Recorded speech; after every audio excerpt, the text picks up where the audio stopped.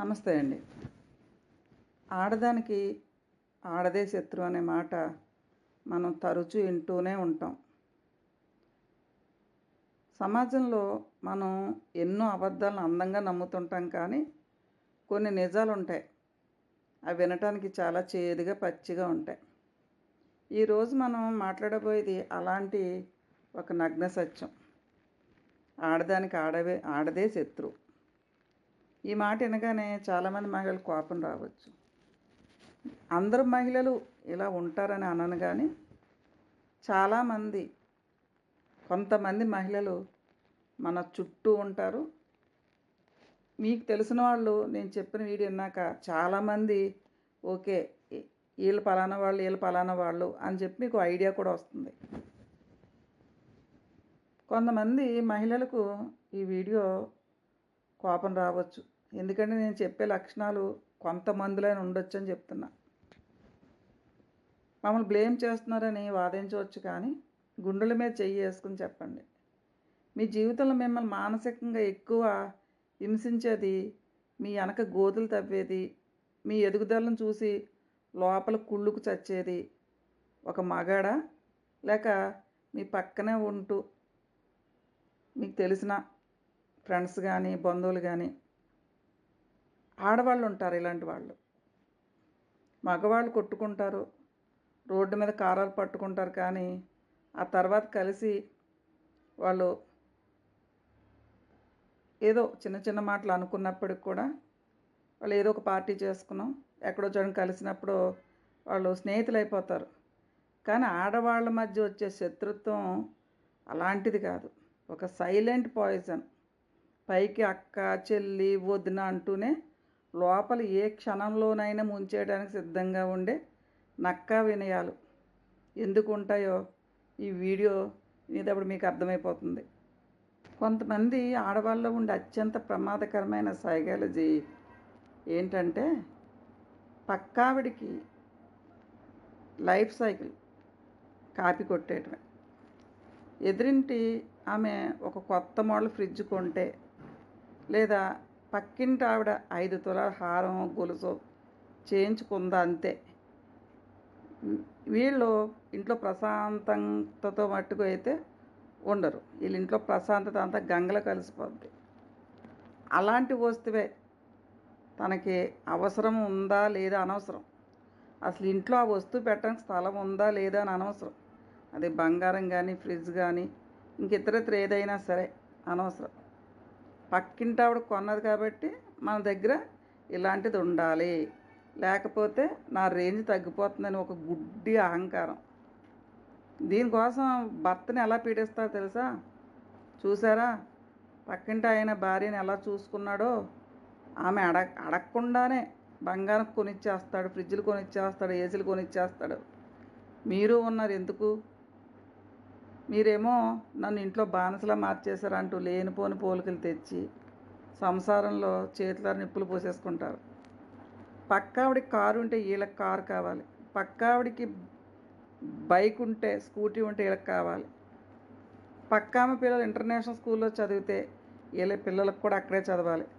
ఆఖరికి ఇల్లు కట్టుకున్నా సరే పక్కవాడికి అంటే ఒక అడుగు పైకే ఉండాలి. వాడు డాబా వేసుకుంటే ఇటు మేడ వేసుకోవాలి.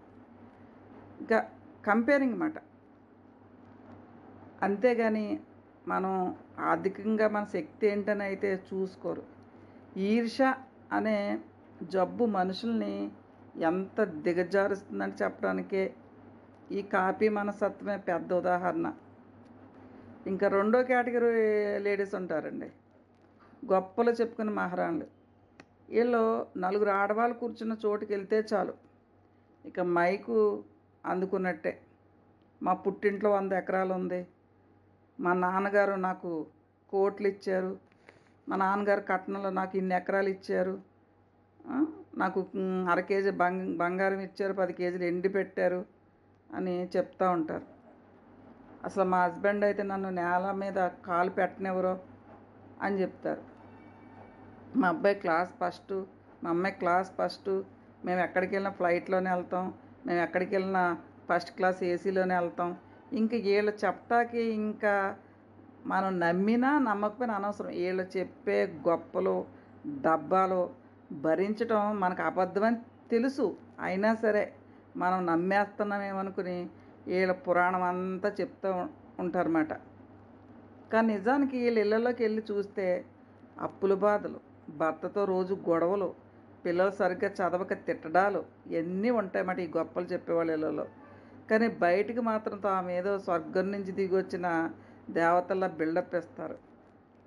ఎందుకు ఇస్తారు ఈ ఫేక్ షో? అర్థం కాదు మనకి. ఈ ఫేక్ షో ఆఫ్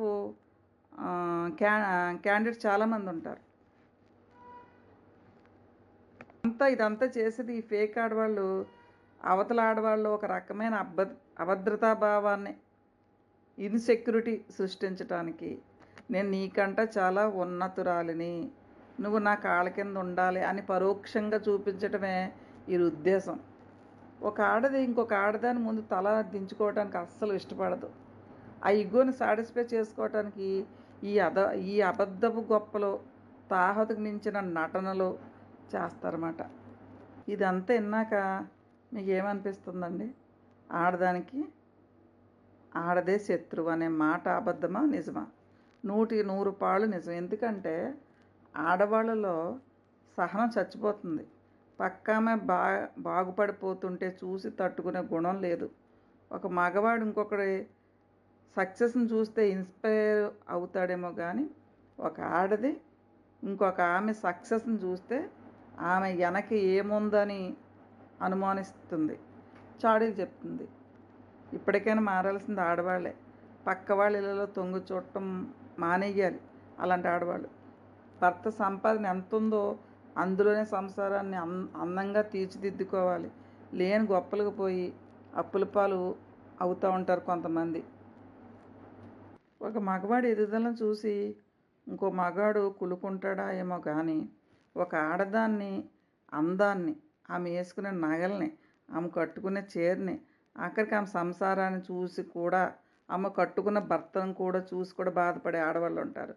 లోపల కుళ్ళిపోయేది ఇంకొక ఆడదే తప్ప మగవాళ్ళు ఇలాంటి కాంట్రవర్సీలు, ఇలాంటి కుళ్ళులు, ద్వేషాలు అయితే ఉండవు. ఎందుకు ఈ అసూయ? ఎందుకు ఈ ద్వేషం? పక్కన వాళ్ళకి ఏముంటే అదే మనకు కావాలని ఎందుకు కొట్టుకుంటారు? ముందుగా ఆడవాళ్ళలో ఉండే అతిపెద్ద జబ్బు ఏంటంటే పోలిక, అనుసరించటం, అసూయ, పక్కాం కంటే తాను తక్కువైపోకూడదని అహంకారం, ఒకరి నడక, ఒకరి దుస్తులు, ఒకరి ఇల్లు, ప్రతిదాన్ని గమనిస్తూ ఉంటారు. పక్కాం కారు ఉంటే వీళ్ళకి కారు కావాలి, పక్కామ పిల్లలు పెద్ద స్కూల్లో చదివితే వీళ్ళ పిల్లలు కూడా అక్కడే చదవాలి. తమ ఇంట్లో ఉన్న సంతోషాన్ని వదిలేసి పక్కవాడి ఇంట్లో ఏముందో చూసి ఆడవటమే కొంతమంది అసూయ ఆడవాళ్ళు చేసేది. అలాగే వాళ్ళ పుట్టింట్లో ఉన్న విషయాలు చాలా గొప్పగా చెప్తారన్నమాట. మా పుట్టింట్లో అది ఉంది, ఇది ఉంది, మా తమ్ముడు అలా చేస్తాడు, మా అన్న ఇలా చేస్తాడు, మా భర్త నన్ను కాళ్ళు కింద పెట్టకుండా చూసుకుంటాడు అని గోరంతన కొండంతా చేసి చెప్తూ ఉంటారన్నమాట వీళ్ళు. మన చుట్టూ ఉన్న సమాజం చూస్తే పురుషుల మధ్య కూడా గొడవలు ఉంటాయి, శత్రుత్వాలు ఉంటాయి, ఆస్తి తగాదాలు ఉంటాయి. కానీ సమాజం ఎప్పుడు మగాడికి మగాడే శత్రువు అనే ముద్ర ఎప్పుడు వేయలేదు, మనం వినలేదు కూడా. కానీ మహిళల మధ్య చిన్న చిన్న మనస్పర్ధలు వచ్చిన వెంటనే ఈ నానుడి వాడేస్తారన్నమాట. నిజానికి ఇది మహిళల నైజం కాదు, శతాబ్దాలుగా వస్తున్న సామాజిక పరిసర ప్రభావం కూడా ఉంటుంది. పూర్వకాలంలో మహిళలకు ఆర్థిక స్వాతంత్రం ఉండేది కాదు. ఒకే పురుషుడిపై తండ్రి, భర్త, కొడుకు లేదా కుటుంబం వనరులపై ఇంట్లో ఉన్న మహిళలందరూ ఆధారపడాల్సి వచ్చేది. ఆ వనరు గుర్తింపు దక్కించుకునే క్రమంలో మహిళల మధ్య ఒక అప్రకటిత పోటీ మొదలైంది. అదే కాలక్రమేణా శత్రుత్వంలాగా రూపాంతరం చెందింది. చాలామంది మహిళలు పెళ్ళయ్యాక తమకంటూ ఒక ప్రత్యేకమైన ప్రపంచాన్ని, కెరీర్ని కోల్పోతుంటారు. కేవలం ఇల్లు, పిల్లలు, సంసారానికే పరిమితమైనప్పుడు సమాజంలో లేదా కుటుంబంలో తమ ఉనికిని చాటుకోవడానికి, తమ గొప్పదాన్ని నిరూపించుకోవడానికి ప్రయత్నిస్తారు. చిన్నప్పటి నుంచి అమ్మాయిలను ఏరొకరితో పోల్చడం సమాజంలో ఎక్కువ. ఆ అమ్మాయిని చూడు, ఈ అమ్మాయిని చూడు, ఆ అమ్మాయి ఎంత బాగుందో, ఆ అమ్మాయి ఎంత బాగా చదువుతుందో, ఆ అమ్మాయి ఎంత మంచి ఉద్యోగం చేస్తుందని ఇంట్లో తల్లిదండ్రులే ఓ రకమైన పోటీని, పోలికల్ని సృష్టించేయటం మొదలెయటం వల్ల ఈ కంపేరింగ్, ఈ పోల్చటం అప్రమేయంగానే పక్కవారిపై ఒక ఈర్ష్య, పోటీతత్వం అనేది పెరిగిపోయింది ఆడవారిలో. పక్కవారికి ఉన్నదే మాకు కావాలని మనస్తత్వం, దీనినే సైకాలజీలో ఫియర్ ఆఫ్ మిస్సింగ్ అవుట్ లేదా సామాజిక అనుకరణ అంటారు. పక్కవారి ఇంట్లో ఒక వస్తువు ఉందంటే అది హోదాకు, స్టేటస్ సింబల్ చిహ్నంగా భావిస్తారు. అది తమకు లేకపోతే తాము తక్కువైపోతామేమని అభద్రతా భావం నుంచే ఈ కోరికలు పుడతాయి. తమ భర్త ఏరొకరి కంటే తక్కువ సంపాదిస్తున్నాడనో లేదా తమకు ఆ సదుపాయాలు లేవనో వచ్చే అసంతృప్తికి కారణం. పెళ్లి తర్వాత అత్తగారింట్లో గొడవలు ఎందుకు వస్తాయంటే, అత్తాకోడళ్ళలో సంబంధం అనేది ఒక ఇంట్లో ఉండే 2 ఏరువేరు తరాల ఏరువేరు ఆలోచనల కలయిక. ఇక్కడ ఆడవాళ్ళ మనస్తత్వానికి, గొడవలకి ఎలా కారణం అనేది వివరిస్తాను. తల్లి తన కొడుకుని చిన్నప్పటి నుండి ఎంత ఇష్టంగా పెంచుతుంది. పెళ్ళయ్యాక ఆ కొడుకు జీవితంలో ఆ ఇంట్లోకి మరో స్త్రీ కోడలు ప్రవేశిస్తుంది. అప్పటి వరకు ఆ ఇంటిపై, కొడుకుపై ఉన్న పూర్తి అధికారం ఎక్కడ చేజారిపోతుందని భయం అత్తగారికి ఉంటుంది. కొత్త వాతావరణం, అందరూ అత్తగారులకు కాదు కానీ కొంతమంది అత్తగారులు చెప్తున్నా, కొత్త వాతావరణం, పాత పద్ధతులు, కోడలు ఒక సరికొత్త వాతావరణ అలవాట్లు, ఆధునిక ఆలోచనలతో అత్తగారింట్లో అడుగు పెడుతుంది. కానీ అత్తగారు కొన్ని శతాబ్దాలుగా పాటిస్తున్న పద్ధతుల్ని కోడలికి పాటించాలని ఆశిస్తారు. ఈ మార్పుని ఇద్దరూ అంగీకరించలేనప్పుడు గొడవలు మొదలవుతాయి. ఇంకా ఆడవాళ్ళైన ఈ తోటికోడల మధ్యన గొడవ ఎలా ఉంటుందో చూద్దాం. ఒక ఇంట్లోకి ఏరువేరు కుటుంబాల నుండి వచ్చిన ఇద్దరు అమ్మాయిలు తోటికోడళ్ళు అవుతారు. ఈ మధ్య గొడవలు ప్రధానంగా ఎందుకు జరుగుతాయంటే, అత్తమామలు ఇద్దరు కోడల్లో కానీ, ముగ్గురు కోడల్లో కానీ ఒకరిని ఎక్కువ, ఒకరిని తక్కువ చేసి చూడటం, ఒకరు పుట్టింటి నుంచి ఆస్తి ఎక్కువ తీసుకొస్తారు. వాళ్ళు అందాన్ని బట్టో లేదా మాట్లాడే తీరుని బట్టో ఎక్కువ ప్రాధాన్యత ఇస్తారు. రెండే ఆమెలో సహజంగానే అసూయ, కోపం పెరుగుతాయి. ఎందుకంటే పెద్ద కోడల్ని ఎంతో గొప్పగా పొగిడి కట్నం కానుకలు తెచ్చుకోవాలి, అందంగా లేదు అనేటప్పటికీ ఈ కోడల రూపంలో ఉన్న ఆడవాళ్ళ మనసులో ఉన్న కోపం ఇంకా బయట పెట్టుకుంటూ ఉంటారన్నమాట. ఒకరి ఇంట్లో ఒకరు ఎక్కువ పని చేస్తూ మరొకరు తక్కువ పని చేసినప్పుడు కూడా గొడవలు రావటానికి కారణం. ఇద్దరి మధ్య పని ఇబ్బంది సరిగ్గా లేనప్పుడు కూడా గొడవలు వస్తాయి. ఆర్థిక పోలికలు, పెద్ద కొడుకు సంపాదనకు చిన్న కొడుకు సంపాదనకు తేడా ఉన్నప్పుడు భార్య భర్తల మధ్య హోదాపరమైన వ్యత్యాసాలకు గొడవలు దారితీస్తాయి తోటికోడల మధ్యన. ఇలా ఆడవాళ్ళు పక్కింటి వాళ్ళతో, ఎదురింటి వాళ్ళతో పదే పదే పోల్చుకోవటం, పోలికలు మొదలైతే అసంతృప్తి వస్తుంది. అసంతృప్తి పెరిగితే అసూయ వస్తుంది. అసూయ పెరిగితే ద్వేషం వస్తుంది. ద్వేషం పెరిగితే గొడవలు అవుతాయి. ఈ అసంతృప్తి దాచుకోవడానికి ఇతరుల ముందు ఈ ఆడవాళ్ళు గొప్పగా, పెద్దగా గొప్పలు చెప్తూ ఉంటారు. అది వారి బలం కాదు, వారి బలహీనత. పక్క వాళ్ళ దగ్గర ఉన్నదే ఎందుకు కావాలి? మనిషి స్వభావంలో ఒక బలహీనత ఉంటుంది. తన దగ్గర ఉన్న వస్తువుల గురించి అన్నీ మర్చిపోతారు ఎంత ఉన్నా సరే. కానీ పక్కింట్లో వాళ్ళ దగ్గర చిన్న వెరైటీ ఐటెం ఉన్నా సరే అది కూడా మనకు కావాలి. దాని మీద ఒక 10 రూపాయలు ఎక్కువే ఉండాలి కానీ తక్కువ ఉండకూడదని వీళ్ళ మైండ్ సెట్ చెప్తూ ఉంటుంది. ఇతరుల దగ్గర ఉన్న వాటిని మాత్రమే చూస్తారు. అందుకే ప్రతి జీవితాన్ని ఆస్వాదించకుండా ఇతరుల జీవితాలతో పోల్చుకుంటూ బాధపడతారు. అసలు పరిష్కారం ఏంటి? ఇతరులతో పోల్చుకోవడం మానేయాలి. అసూయకు బదులు అభినందించడం నేర్చుకోవాలి. గొడవలకు బదులు మాట్లాడుకుని పరిష్కరించుకోవాలి. ఎదుటి వ్యక్తిని ఓడించడం కాదు, సంబంధాన్ని కాపాడుకోవడం ముఖ్యం. ఇంటి శాంతి కంటే గొప్ప సంపద ఏదీ లేదు.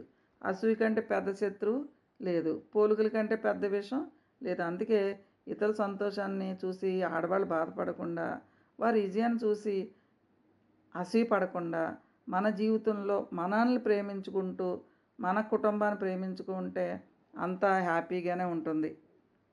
ఇద్దరు ఆడవాళ్ళు అత్తాకోడల మధ్యన రిలేషను ఉన్నప్పుడు ఎలా ఉంటుందంటే, అత్తగారి ఈగో. ఒకప్పుడు నేను కోడలుగా ఉన్నప్పుడు మా అత్తగారు నన్ను చాలా ఇబ్బందులు పెట్టలేదని చెప్పి తనకు ఇంటికి వచ్చిన కోడలు కూడా అదే టార్చర్ పెడతా ఉంటారన్నమాట. కొడుకు తనకంటే భార్యకి ఎక్కువ ఇంపార్టెన్స్ ఇస్తున్నాడని కుళ్ళుతో కోడల సంవత్సరాలు నిప్పులు పోసే కొంతమంది అత్తగారులు కూడా ఉంటారన్నమాట. కోడలు ఇక వచ్చే కోడలు కూడా తక్కువేమీ కాదు కదా, అడుగు పెట్టడం ఈ ఇంట్లో నా రాజ్యాంగం నడవాలనుకుంటారు. అత్తగారి అనుభవాన్ని గౌరవించకుండా భర్తను తల్లికి దూరం చేసి తన మునివేళ్ల మీద నాట్యం ఆడించాలనుకుంటారు. ఈ ఇద్దరు ఆడవాళ్ళు అహంకారాల మధ్య నలిగిపోయేది మాత్రం అమాయకుడైన భర్త. పెద్ద కోడలికి ఎక్కువ నగలు పెట్టారా, చిన్న కోడలికి తక్కువ నగలు పెట్టారా, ఎవరు పుట్టింటికి వాళ్ళు ఎక్కువ తెచ్చారు, అత్తగారు ఎవరికి ఎక్కువ ఎక్కువ సపోర్ట్ చేస్తుంది, ఇదే వీళ్ళ నిత్య జీవిత యుద్ధం అన్నమాట. ఒకే ఇంట్లో ఉంటూ ఒకరి ముఖం ఒకరు చూసుకోరు. ఒకరి గురించి ఒకరు అత్తగారు దగ్గర భర్తల దగ్గర లేనిపోని విషయం నూరు పోస్తూ ఉంటారు. బాగుపడిపోతుంటే ఇంకొక ఆమె తట్టుకోలేదు. అక్కడికి ఇల్లు ముక్కలైపోవటానికి, అన్నదమ్ములు ఇడిపోవటానికి కూడా ఇద్దరు ఆడవాళ్ళ రూపంలో ఉన్న తోడు కోడళ్ళ మధ్య ఉండే కుళ్ళు కుతంత్రాలే. ఒక మగాడి కష్టాన్ని ఇంకొక మగాడు అర్థం చేసుకుంటాడేమో కానీ ఒక ఆడదాని కష్టాన్ని ఇంకొక ఆడది ఎందుకు అర్థం చేసుకోదు? ఎందుకంటే ఆడవాళ్ళ సహనం తగ్గిపోతుంది. అవతల వాళ్ళ ఎదుగుదలను స్ఫూర్తిగా తీసుకోలేకపోతారు. వాళ్ళని ఎలా కిందకి లాగాలని చూస్తారు.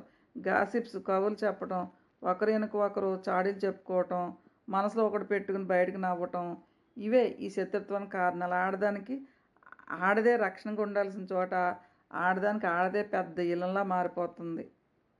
చాలామంది ఇళ్లలో ఇద్దరు ఆడవాళ్ళ మధ్య గొడవలు పెరగటానికి మగవారు సరిగ్గా స్పందించకపోవటం కూడా కారణమవుతుంది. భర్త లేదా కొడుకు ఇరువైపులా సమతూకం, బ్యాలెన్స్ పాటించలేనప్పుడు ఆడవారి మధ్య దూరం, గొడవలు, ఒకరిపై ఒకరికి కక్ష, కుట్రలు, కుతంత్రాలుగా మారిపోతుంది. కాబట్టి మగవారు కూడా ఒక విధంగా చెప్పాలంటే ఆడవారిలో ఇలాంటి అసహజ ప్రవర్తన, సహజమైన ప్రవర్తన కానీ పెరగటానికి కొంచెం ఎంతో కొంత మగవారి ప్రవర్తన కూడా తోడై ఉంటుంది. కాబట్టి కొంతమంది ఆడవారు ఇలాగా ప్రవర్తిస్తూ ఉంటారన్నమాట. కొంతమంది ఆడవాళ్ళు పక్కవారింట్లో చిన్న లోపం కనిపించినా చాలు దాన్ని 10 మందితో చర్చించడానికి ఇష్టపడతారు. ఆమెకి వండటం చేత కాదు, పద్ధతులు లేవని చెప్పి ఒకరినొకరు కించపరుచుకుని ఒకరి గురించి ఒకరికి హేళనగా మాట్లాడేది కూడా ఆడవాళ్లే. శత్రుత్వాలు ఇందుకే పెరిగితే పక్కవారి జీవితంలో తొంగి చూడటం ఆపేస్తే సగం ప్రశాంతత దొరుకుతుందన్నమాట. మగవారికి ఏదైనా కోపం వస్తే నేరుగా గొడవ పడతారు. కానీ ఆడవారు అక్కడికక్కడికే తేల్చేసుకోరు మగవాళ్ళలాగా. కానీ చాలామంది ఆడవాళ్ళు మనసులో ఉన్న బాధను పెట్టుకుని జీవితాంతం ఆ భర్తని, ఆ అత్తగారిని, ఆ కోడల్ని సాగదీస్తూ ఉంటారు. నువ్వు అప్పుడు అలా చేసావు, నువ్వు ఇప్పుడు ఇలా చేసావు. కానీ మగవాళ్ళు గొడవ జరిగేటప్పుడు గతంలో ఏం జరిగిందో కంపేరింగ్ చేసుకుని మాట్లాడరు. కానీ చాలామంది ఆడవాళ్ళు ఇంట్లో డిస్కషన్లు వచ్చినప్పుడు, పక్క వాళ్ళతో గొడవలు వచ్చినప్పుడు, అప్పుడెప్పుడో మీకు ఇలా చేసాం, ఇప్పుడెప్పుడు ఇలా చేసాము అని మంచి మాటైనా చెడ్డ మాటైనా గుర్తుకు తెచ్చుకుని గొడవని పెంచుకోవడానికి ఎక్కువ చేసేది ఆడవాళ్ళు మాత్రమే. మన ఎనర్జీని పక్కోళ్ళ కోసం వాడుకోవటం దండగా. పక్కవారి జీవితంలో ఏముందని చూసే బదులు మన ఇంట్లో మన ఆరోగ్యం, మన పిల్లల ఆరోగ్యం, మన భవిష్యత్తు, మనకున్న కష్టాలు, నష్టాలు, లేక బాధలు, లేకపోతే మనకి ఉద్యోగాలు, వ్యాపారాల పైన దృష్టి పెట్టుకుని సమయాన్ని ఎదుగుదలగా వాడుకోవాలి. విమర్శలను పట్టించుకోకూడదు.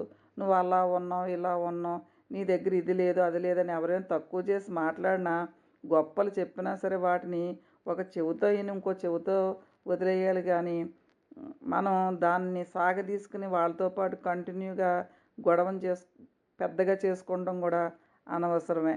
ఎదుటివారిని మార్చాలనుకోవటం దండగా. మన చుట్టే ప్రతి ఒక్కరిని మనం మార్చలేం. పడేవాళ్ళు ఎప్పుడూ పడుతూనే ఉంటారు. మనం చేయగలిగిందల్లా అలాంటి వారి నుండి కాస్త దూరం మాట, మెంటల్ డిస్టెన్స్ పాటించడం ఎంతో కరెక్ట్ మాట. ఒక ఆడదానికి ఉన్న కష్టం, బాధ ఇంకొక ఆడదానికి బాగా అర్థమవుతుంది. ఈ చిన్న చిన్న ఈర్ష్యలు, ఈగోలను పక్కన పెట్టి ఒకరు తోడుగా నిలబడిన రోజున ఈ సమాజంలో ఆడవారిని మించిన శక్తే ఉండదు.